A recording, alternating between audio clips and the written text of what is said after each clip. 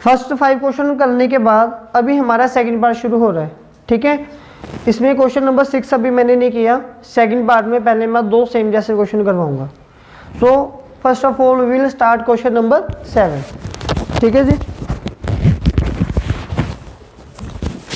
इस क्वेश्चन में देखिए हमें बोला गया है from a point on the ground the angles of elevation, angle of elevation of bottom and top of transmission tower fixed at a 20 metre building.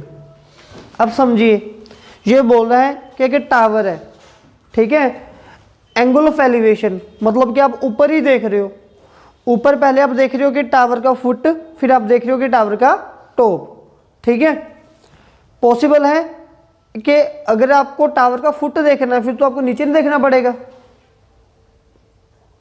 मेरी बात तो क्लियर, उसने बोला angle of elevation only, elevation mean से आप सिर्फ ऊपर देख रहे हो, ठीक है। तो जब आप बच्चे आप ऊपर की तरफ देख रहे हो, वो बोला कि एक तो आप टावर का फुट देख रहे हो, फिर आप एक टावर का टॉप देख रहे हो। अगर ये बात हो तो ये केस कब पॉसिबल हो सकता है?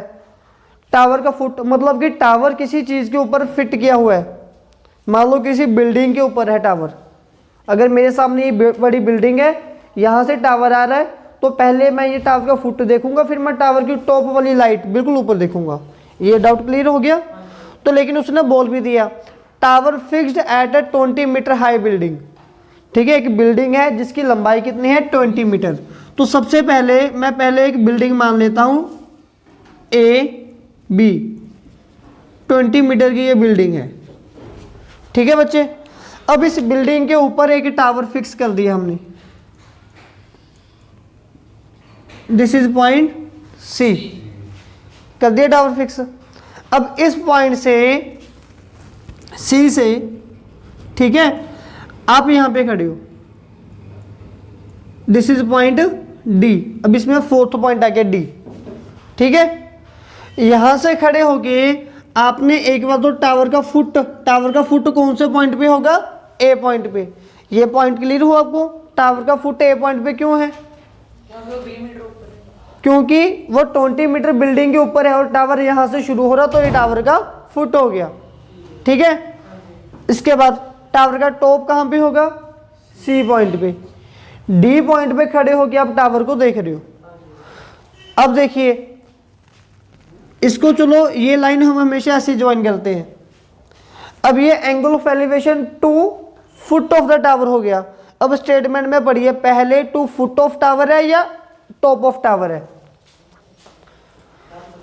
पहले बॉटम बोला गया है, तो बॉटम वाला एंगल, तो दोनों एंगल में से पहले एंगल कौन सा गिवन है? 45 डिग्री और 60 डिग्री, 45। तो बच्चे ये वाला एंगल है, दिस इज 45 डिग्री एंगल। आपको ये चीज क्लियर होगी? ठीक है। इसमें लेकिन हमने फाइंड क्या करना है लास्ट में, ये बोला find the height of tower, tower की हाइट फाइंड करने के लिए बोल रहे हैं, ठीक है। चलिए दूसरी चीज, फिर वो बोल रहा है to the top of tower, mean to से डी टू सी पॉइंट की बात हो रही है। कभी कभी ना ये लाइन ही नहीं ज्वाइन होती, ठीक है। और ये वाला एंगल कितना है? 60 डिग्री। तो ये वाला पूरा एंगल आ गया 60 डिग्री, ठीक है।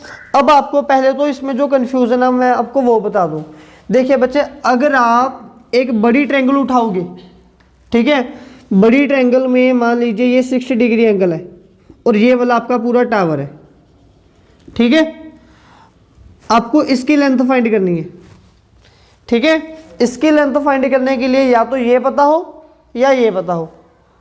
ना तो आपको ये वाली साइड पता है, ना आपको ये वाली साइड पता है, मतलब कि पहले इन दोनों में से कोई ना कोई एक साइड निकालनी होगी ना।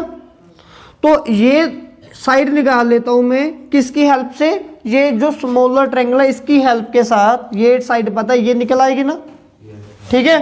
तो इसीलिए अब मैं क्या कर रहा हूं, इसको अगेन 2 पार्ट्स में डिवाइड कर रहा हूं, जैसे कि हमने बाकी क्वेश्चन में किया है। यहां पे मैं लिख देता हूं, पहले ट्रायंगल कौन सी लूंगा इसमें? In triangle A B D, A B D, in triangle ABD angle B 90 degree है। ठीक है, मेरी बात क्लियर हो रही है आपको। अभी यहाँ पे ये AB लाइन कितनी है 20 मीटर और ये एंगल कितना आपके पास 45 डिग्री। पहले मैं यहाँ से BD निकाल लेता हूँ। ठीक है, अभी BD की वैल्यू देखिए बच्चे मेरे पास क्या आएगी, ये बन गया perpendicular and base. Perpendicular and base क्या बना था आपके पास tan थीटा। तो इसको मैं लिखूंगा AB, क्योंकि this upon DB tan theta है 45 डिग्री। tan 45 कितना होता है हमारे पास,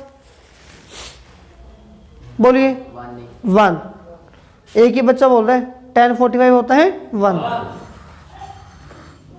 20 upon DB 1 upon 1 cross multiply तो DB आ गया 20 मीटर। ठीक है जी, चलो ये 20 मीटर की हाइट आ गई। मतलब कि अभी मुझे ये पता चल गया कि ये भी 20 मीटर है। अब जो आपका मेन क्वेश्चन था यहां तक भी ये 20 है, इसको मान लो ये x है। आपको फाइनली अगर x की वैल्यू पता चल जाएगी 10 मीटर तो टावर आ जाएगा आपका 10 + 20 + 10 30 मीटर। अभी आपको ये ऊपर वाली हाइट फाइंड करनी है, इसको मैं फाइंड करूंगा इसकी की इस साइड की हेल्प के साथ। ये भी अभी पता चल गया ना कि ये भी 20 है। तो finally now in triangle CBD angle B है इसमें 90 डिग्री। अगर आपको फिर से ट्रायंगल बनानी है आप बना सकते हो, वैसे इसकी ज़रूरत नहीं होती।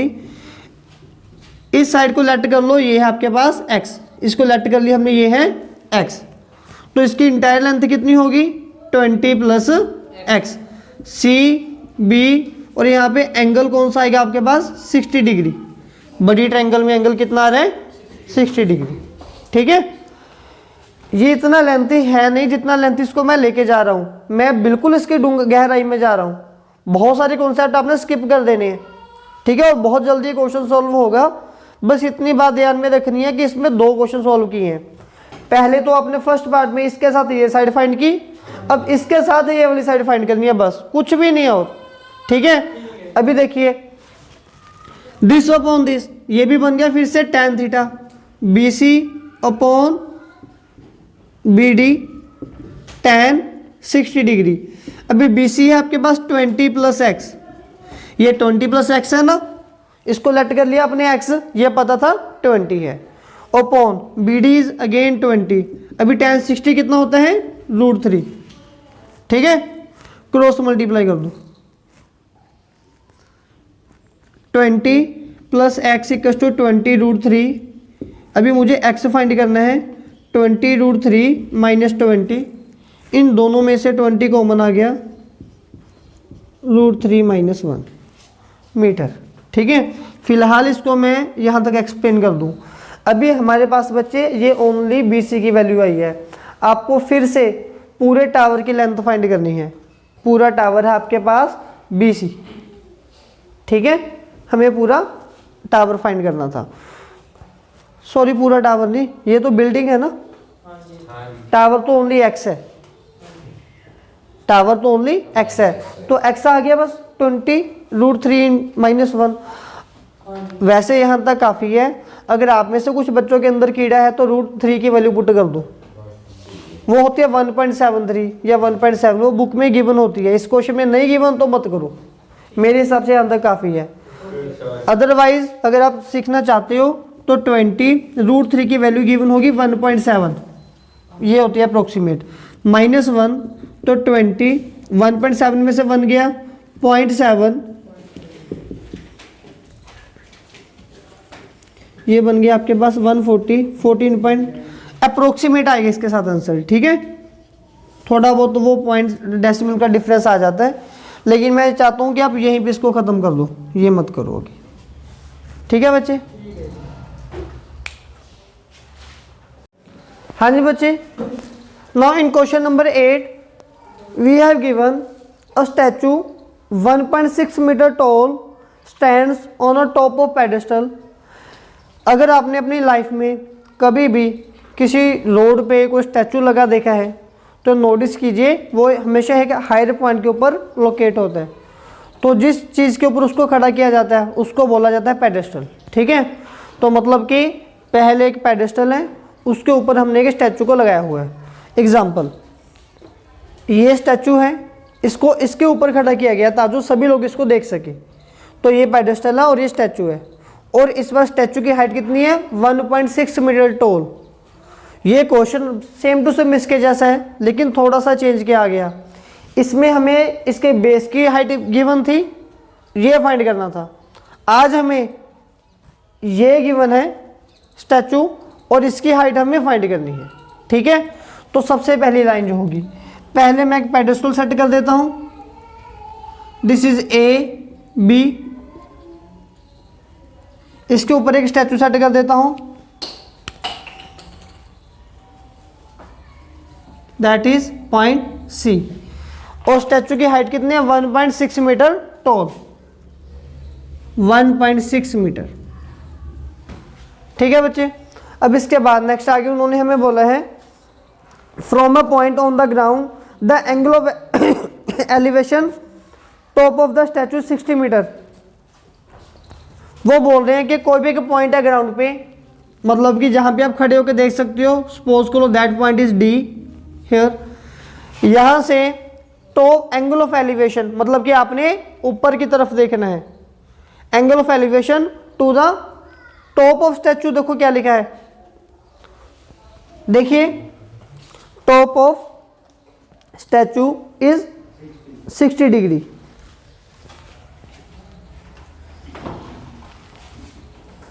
तो ये जो इंटायर एंगल है दिस इज 60 डिग्री, ये जो कंप्लीट एंगल है। और इसके बाद फिर वो बोल रहे हैं to the foot of the या top of the pedestal. Pedestal का टॉप क्या होगा? जो कि स्टैचू का फुट है, मीन टू से पॉइंट ए, और यहां से जो एंगल बन रहा है that is 45 degree.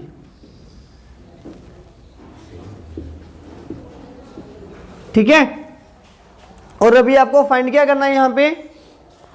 We need to find the height of the pedestal.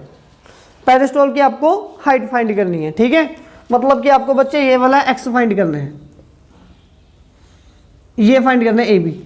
आज मैं क्या करता हूं, मैं इसको लेट कर लेता हूं एक्स, इसको लेट कर लेता हूं वाई, और हमें फाइनली वाई फाइंड करना है। ठीक है, हमें फाइनली वाई फाइंड करना है। चलिए, इसमें तो अगर तो आपने रट्टा लगाना है तो ये समझ लीजिए जो काम आपने यहाँ पे किया वो सेम टू सेम यहाँ पे होगा। ठीक है, वैसे ये वाला कॉन्सेप्ट ज़्यादा बेटर है। चलिए बताइए, प्रीवियस क्वेश्चन में हमने क्या क्या किया था? पहले आपने एक स्मॉलर ट्रायंगल ली थी, तो यहाँ पे स्मॉलर ट्रायंगल ले लीजिए। सॉल्यूशन इन ट्रायंगल, कौन सी ट्रायंगल लेंगे हम पहले? A B D, angle B equals to 90 degree. Same सही है? ये बना भी देता हूं मैं। This is A B D, angle है 45 डिग्री। ठीक है जी, this is X, this is Y. तो अभी यहां पे A B upon D B क्या बना? ये perpendicular upon base tan theta, tan 45। A B है आपके पास y, डी बी आपके पास x, 1/1। मतलब कि आपके पास y इक्वल्स टू x आ गया। इसको अभी तक यहाँ पे लिख के छोड़ दो। आपने यही किया था ना, यहाँ पे एक चीज़ की वैल्यू फाइंड कर ली, छोड़ दिया। y इक्वल्स टू x आ गया, स्किप कर दो, आगे आ जाइए। बड़ी triangle, in triangle C B D, angle B equals to 90। हाँ जी, B C upon D B equals to tan 60। ठीक है, बी सी की लेंथ क्या है? 1.6 plus 1.6 plus Y upon B D X, Y tan 60 √3। ठीक है, क्रॉस मल्टीप्लाई कर देते हैं।